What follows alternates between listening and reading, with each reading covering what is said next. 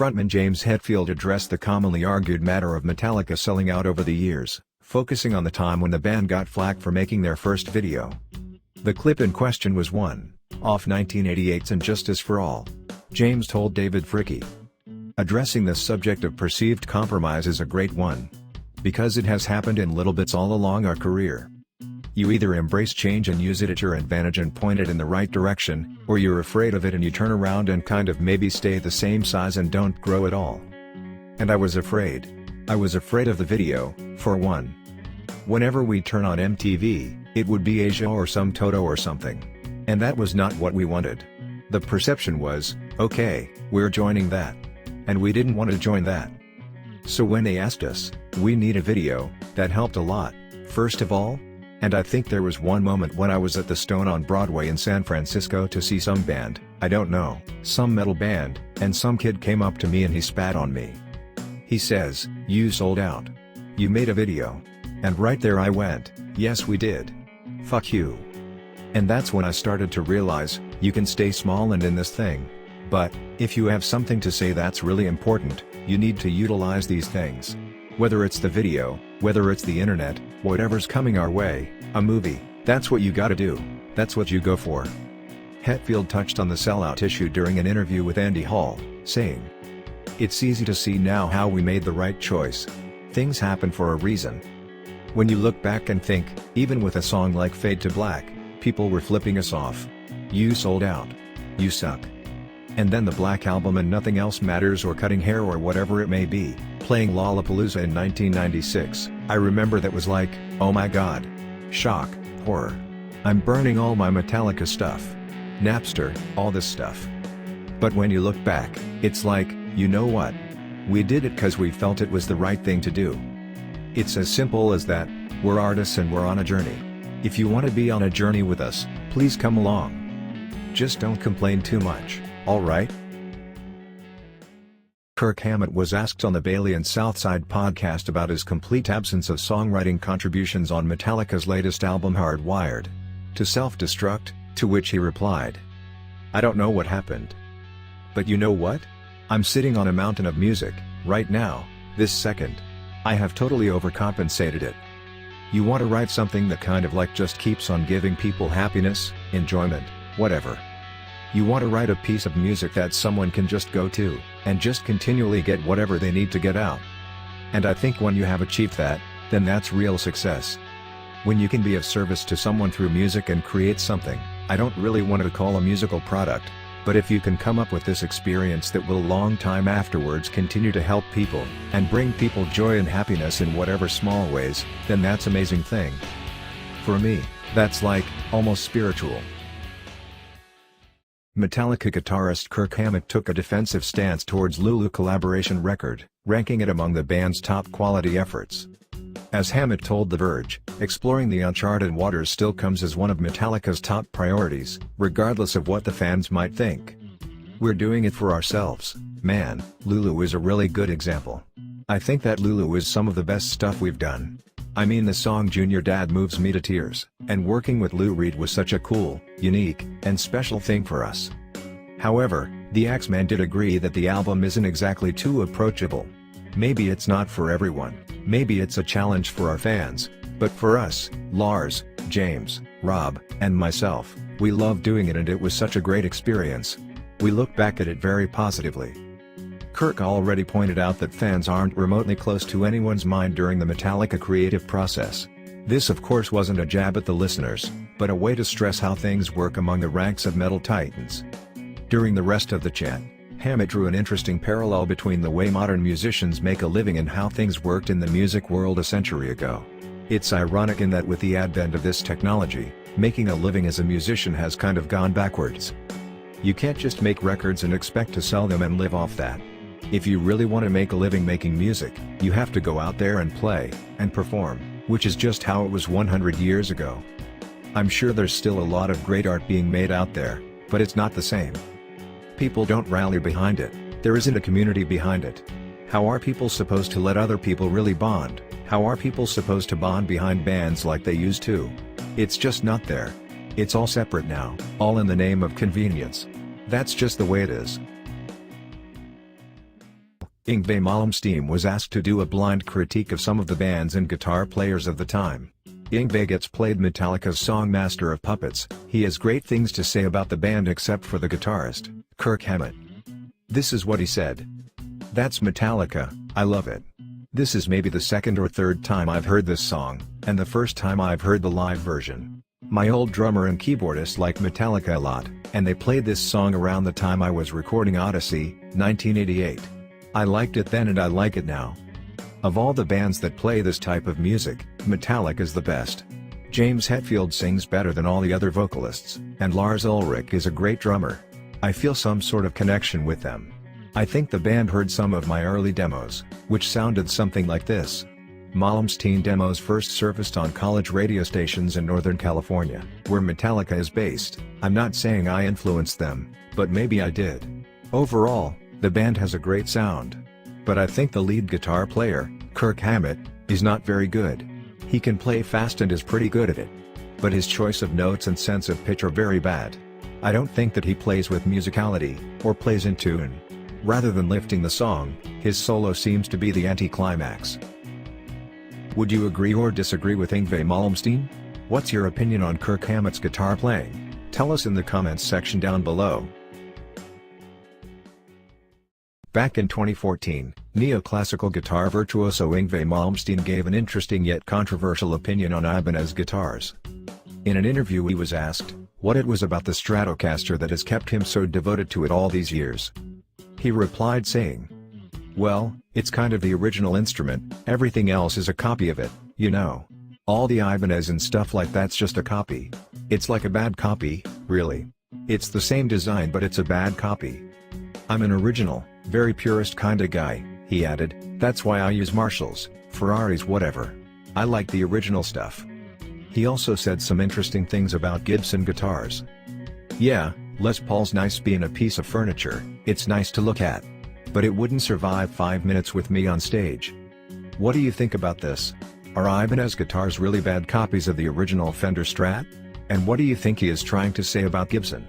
Comment your thoughts and opinions down below." Neoclassical guitar master Yngwie Malmsteen goes through his top 5 tips for guitarists. 1. Learn from the best. Just like you, I had heroes as a kid. I got the first Deep Purple album and started figuring out how to do the whole Ritchie Blackmore thing. To be honest, I got pretty damn close. And then I soon realized he already exists, so I really should do something that sounds like me. It's a really good thing to emulate someone in order to learn your trade. I actually think it's very important. But eventually, you might want to go somewhere else with it, and that's up to each and every individual. 2. Knowledge is power. You're going to laugh at this, I only play with my ears. I don't think about technique or scales or anything. I just think about what I sound like. I grew up in a very musical family and I knew how important it was to know all the theory. You might think it's boring, but you have to learn the relationships between all the scales, keys and notes in order to know what you can and can't do. Say phrygian and diminished, they're all connected. A harmonic minor is also E phrygian dominant, but you could play diminished from F sharp every 3 frets and you'll bring that flavor. It all becomes hardwired and you soon stop thinking about it. 3. Open every door. When you play blues, you go into a certain mode, you know. The groundwork isn't actually that hard, it's all mathematical theory. You have the key to this door, and when you open it, there's a hallway with 100 other doors. Behind those doors are more doors, and it keeps going on. But you need the key to open that first door. Once you have that, you don't need to worry anymore. That's how you become an amazing improviser, and I feel that improvisation is one of the most important things to be a musician. All the great composers were great improvisers, they wrote it all down because they had to. That all comes down to knowing the theory. It's how you stay in the right place and never head anywhere you're not supposed to be. 4. Express yourself clearly. When I first came on this scene, way back when, people always used to say 2 things. Hey man, I can't believe you have no distortion on your guitar. And I have more gain on my shit than you could imagine, insane levels of it. I just make sure each note is clearly expressed. You do one, and then you move on to the next. Don't let them bleed into each other. The other thing people used to say is, you pick every note. I don't pick every note. If I did that, with the amount of gain I use, it would sound crazy. But it's not all legato either, there's no real system to it. I could pick every note if I wanted to, and sometimes do, if it's the sound I'm looking for. My solos sound like mini compositions. Some guitar players do repetitive things really fast, and I always felt that there should be a melody behind it, even if it's fast. People also used to say, wow, I can't believe how you wrote that solo. And I didn't write that solo, it was never written. Roll the tape, and off I go. It's completely improvised, even on the records. If there's a catchy phrase, sure I will use it, but more often than not, I play something a bit different. 5. Listen to the other instruments. I think since the late 50s, guitar players spend all their time in the bedroom listening to other guitar players. It went from Muddy Waters to Chuck Berry to Hank Marvin to Jimi Hendrix to Pete Townshend to Eddie Van Halen and so on. They were all fucking amazing. I love them, but they all had that in common with the exception of one, Alan Holdsworth, who took his lines from saxophones. I became infatuated with the classical violin that ended up being my inspiration. It's a strange thing to say, because I've been on the road with Steve Vai and all those guys a few times. We've spent a lot of time together, and I've really gotten to know how they think, and they all have that in common, they love other guitar players. I'm not saying that's bad, I'm just saying it's something I see more often than not. You may run the risk of having slightly less identity, but I wouldn't want to knock anyone for that. I understand how it feels. When I was a kid, I wanted to be like Blackmore because he was cool, but it's important for me to feel like I'm doing my own thing. Yngwie Malmsteen discussed his guitar pickup preference with Amit Sharma, saying, "Single coils have this magnetic window that's more direct and precise.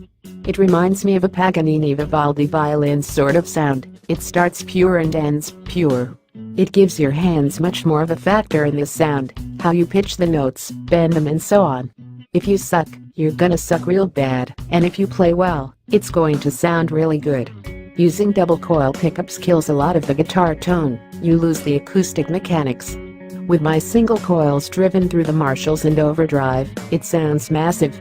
Focusing on gear in general, Yngwie noted, "I've used Fender Strats with Marshalls since forever.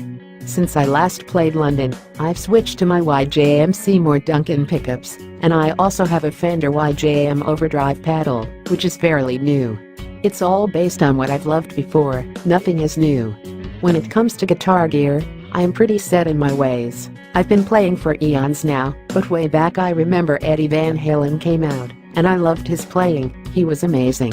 But then everyone started copying his guitars with Floyd's, and I didn't." In an archived 1985 interview that's been made public online, guitar virtuoso Yngwie Malmsteen shared his detest towards metal music, calling it all sorts of nasty names. The chat is indeed an old one, but it offers an interesting insight on 22-year-old edgy Yngwie. Yngwie Malmsteen told interviewer Steve Newton, "As far as I'm concerned, heavy metal is a very primitive, and in my opinion not very necessary form of music that could be extinct, as far as I'm concerned. I really detest it. It's disgusting, and it's really boring, and it's very low, and it's totally free from any intelligence or logic or emotions. It's all crap, and it's for little frustrated pre-puberty kids. And I'm really fed up with it." Why do you think Yngwie Malmsteen had such a strong hate for metal music back then? Tell us your thoughts in the comments below. In other more up-to-date news, Ritchie Blackmore recently shared his thoughts on Yngwie Malmsteen, saying great things. "I know him, and he's a very nice guy. Excellent guitar player. A lot of people have kind of questioned his angle, but he obviously knows his stuff. He might be a bit too tall, but that's my only criticism. I did meet his mother in Sweden, a very nice woman who reminded me of my mother back in England.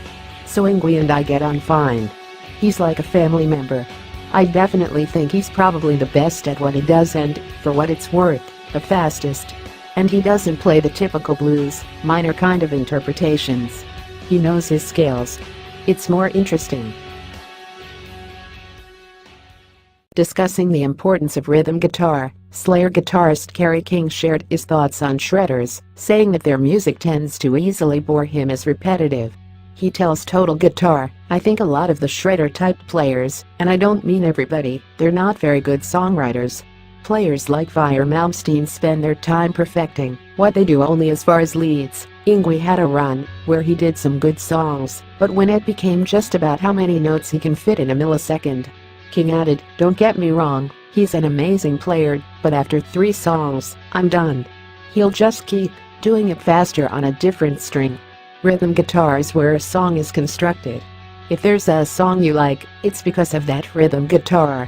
The lead stuff at the end of the day is just the icing. During the rest of the chat, King discussed hanging out with friends who aren't into metal, explaining how he still likes goofing around with guitar. When people come over and want to listen to music most people like, say Michael Jackson or something, I'll go pick up the guitar and learn the one Eddie Van Halen played on. I'll do stupid shit like that, he said. There's this song called Push It, which got used in commercials, and I think it's funny to put that on when friends are over, pick up a guitar and play along. Everyone in the house just dies laughing. For clarity, you can turn that into a metal song.